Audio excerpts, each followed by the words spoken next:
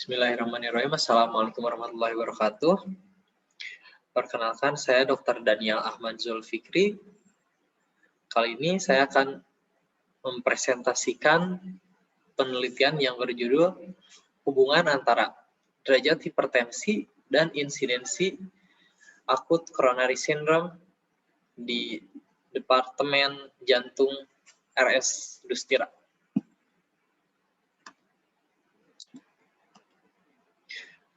Oke, untuk latar belakang masalahnya, hipertensi merupakan suatu peningkatan dari tekanan darah lebih dari 140 mmHg, sedangkan untuk diastoliknya lebih dari 90 mmHg. Dan dilakukan sebanyak 2 kali pengukuran dengan interval sekitar 5 menit istirahat. Terjadinya hipertensi bisa menyebabkan kelainan pada beberapa target organ. Salah satunya ada ginjal, kemudian ada ke otak, dan juga bisa terjadi kelainan pada jantung. Pada ginjal bisa terjadi CKD atau chronic kidney injury, sedangkan pada otak tentu saja bisa menyebabkan terjadinya stroke perdarahan, sedangkan pada jantung bisa menyebabkan terjadinya coronary heart disease atau kita bilangnya sindrom koroner akut. Untuk pembagian dari klasifikasi dari hipertensi itu sendiri berdasarkan ISH itu terbagi beberapa bagian. Pertama ada yang disebut optimal, yaitu dengan sistolik kurang dari 120 dan diastolik kurang dari 80. Ada yang disebut dengan normal, di mana sistolik kurang dari 130 sedangkan diastolik kurang dari 85. Ada yang disebut normal tinggi, yaitu 130 sampai 139 untuk sistoliknya, sedangkan untuk diastoliknya 85 sampai 89 mmHg. Kemudian ada hipertensi derajat 1, 140 sampai 159 untuk sistoliknya, dan 90 sampai 99 untuk diastoliknya. Kemudian ada hipertensi stage 2, yaitu sistolik 160 sampai 179 dan diastolik 100 sampai 109. Dan yang terakhir terdapat hipertensi grade 3, yaitu di mana sistolik lebih dari 180 sedangkan diastolik lebih dari 110.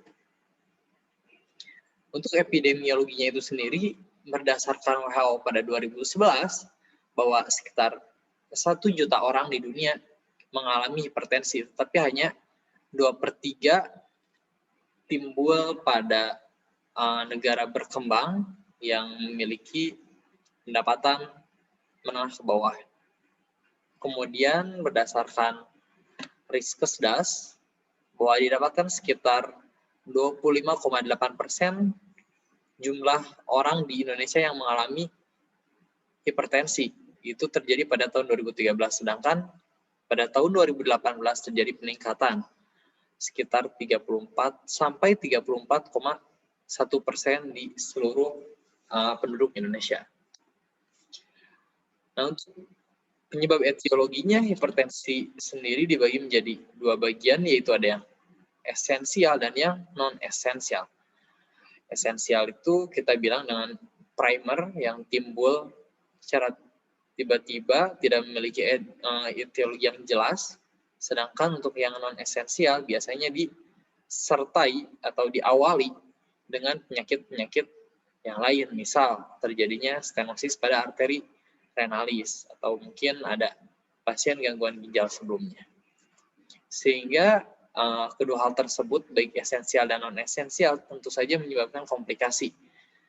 Dan yang cukup sering timbul, yaitu terjadinya akut coronary syndrome, di mana untuk akut coronary syndrome itu sendiri terbagi menjadi 3 bagian. Ada yang disebut UAP, atau unstable angina pectoris, kemudian ada STEMI, ST elevation myocardial infarct, dan juga ada NSTEMI atau non-ST elevation myocardial infarct. Nah, sedangkan tujuan dari penelitian ini yaitu untuk melihat hubungan antara derajat hipertensi dan insidensi terjadinya akut coronary syndrome pada rumah sakit Bustira. Metode yang dilakukan pada penelitian ini yaitu menggunakan penelitian secara analisis dan melakukan pendekatan secara cross-sectional study dari pasien-pasien yang mengalami ACS dan diambil data sekunder yaitu berdasarkan dari medical record atau rekam medis. Kemudian dari sampel tersebut dihitung menggunakan Lemeshow test. Sedangkan untuk sampel itu sendiri diambil dengan teknik probabilitas yaitu systematic random sampling technique. Ini adalah hasil yang didapatkan setelah melakukan penelitian. Untuk yang sebelah kiri bisa kita lihat ada beberapa tingkatan dari derajat hipertensi mulai dari yang normal tinggi, hipertensi stage 1, hipertensi stage 2, dan hipertensi stage 3. Sedangkan pada bagian sini didapatkan ada jumlah orang atau pasien yang mengalami unstable angina pectoris, kemudian mengalami STEMI, dan yang mengalami STEMI. Jika kita lihat, pada unstable angina pectoris, di sini paling banyak timbul pada pasien yang mengalami hipertensi stage 1, yaitu sekitar 15 orang. Atau sekitar 62,50% mengalami UAP. Selanjutnya bisa kita lihat di sini pada STEMI ya, yang lebih NSTEMI, pada NSTEMI itu lebih sering timbul pada pasien yang mengalami hipertensi stage 2, yaitu sekitar 18 orang. Sedangkan pada STEMI, kalau kita lihat, ini yang banyak yaitu timbul pada pasien yang mengalami hipertensi stage 3, yaitu sekitar 29 orang, atau sekitar 72,50%. Sehingga total sampel yang diperiksanya ini ada 112 sampel, di mana terdiri dari ada yang mengalami darah tingginya atau hipertensinya normal tinggi sekitar 19 orang, kemudian hipertensi stage 1 24 orang, hipertensi stage 2 29 orang, dan hipertensi stage 3 yaitu 40 orang. Kemudian ini p-value-nya yaitu 0,000, sedangkan odd ratio-nya ini ada macam-macam angka yang nanti akan dibahas di bagian diskusi. Nah, setelah dilakukan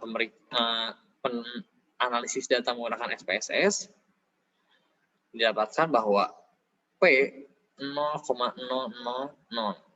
di mana kalau misalnya P kurang dari 0,005, maka terdapat perbedaan yang bermakna antara tingkatan-tingkatan dari derajat hipertensi.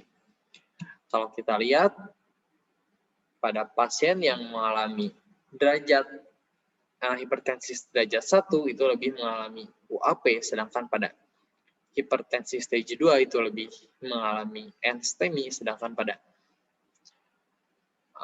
hipertensi stage 3 itu timbul STEMI, bisa menyebabkan STEMI gitu. Sehingga terdapat perbedaan yang bermakna secara statistik.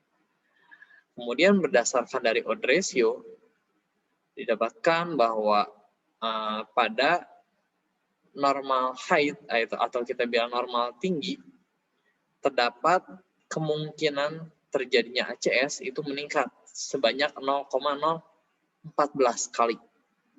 Sedangkan kalau kita lihat pada hipertensi stage 1 dan stage 2, terjadi kemungkinan untuk terjadinya ACS sekitar 0,938 kali lebih banyak daripada orang yang lain yang tidak mengalami darah tinggi atau hipertensi. Sedangkan pada hipertensi grade 3 terjadi peningkatan kemungkinan terjadinya ACS atau insidensi ACS sekitar 1,875. untuk diskusinya. Namun untuk penelitian selanjutnya dari peneliti diharapkan untuk peneliti yang lain meneliti tidak hanya dari segi hipertensi saja, karena sebagaimana yang kita ketahui bahwa akut coronary syndrome atau sindrom koroner akut itu tidak hanya diakibatkan oleh derajat hipertensi, banyak faktor atau kita bilang multifaktorial ya. Salah satunya mungkin dari DM atau kandungan kolesterol di dalam tubuh. Atau mungkin penyebab kebiasaan-kebiasaan lain seperti ada merokok, kemudian mungkin ada beberapa faktor yang tidak bisa diubah seperti genetik ataupun jenis kelamin dan usia dan yang lain-lain. Ya, terima kasih untuk perhatiannya. Sekian dari saya. Wassalamualaikum warahmatullahi wabarakatuh.